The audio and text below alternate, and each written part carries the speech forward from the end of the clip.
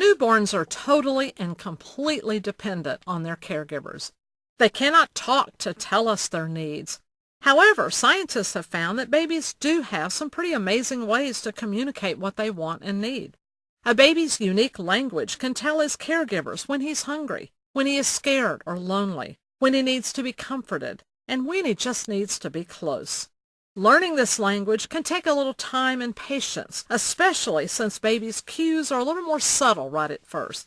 When parents room in with their baby and stay close in those early hours and days, they're able to learn these wonderful cues. The hospital stay is the perfect time to begin while help is near. Researchers have found that there are 2 actions that a baby's caregiver can take to help the baby develop trust. Those 2 things are feeding him and responding to him when he cries. When babies are held closely and fed, they learn to trust that their needs are going to be met. They learn that someone cares, and these patterns of trust form the foundation for a lifetime security. When babies are still in the protective environment of the womb before birth, they're used to constant nutrition coming from the placenta. They have never known what hunger would feel like because their tummy was always full. They floated around in amniotic fluid and could take a swallow or 2 any time they wanted. Once they are born and the umbilical cord is cut, that constant stream of nutrition suddenly stops. While they're getting used to lots of new skills like breathing on their own, babies also now have to figure out what hunger is and how to get their needs met. Babies will want to feed very often in the first few days while they're learning these new skills. Fortunately, the milk mom makes right at first is exactly what the baby wants and needs. Mom's colostrum smells just like amniotic fluid, and it comes in very small quantities, about a teaspoon at a time, which matches the size of the baby's stomach and is closer to the amount baby took in while he swallowed amniotic fluid. When parents keep the baby in the mom's room, they can begin watching for these early signs that the baby will give them to show them that he's ready to be at the breast for quick feeding or for comfort. This helps baby gradually get used to learning how to feed properly and how to get used to spacing out his feedings a little more. Soon, he won't need to eat quite so often. When the baby is in a nursery, parents miss these important cues, and the baby feels utterly alone, away from his mother, trying to make sense of the new and scary sensations he is encountering.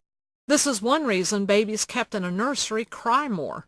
Keeping the baby close helps parents learn their baby so they can help the baby feel secure, knowing he is loved and cared for.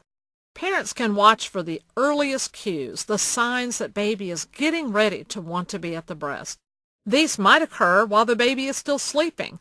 He might be wiggling or tossing or turning, or even making some mouthing movements like sticking out his tongue or licking his lips. This is the perfect time for mom to hold the baby skin to skin, so when he's ready, he'll have instant access to the breast.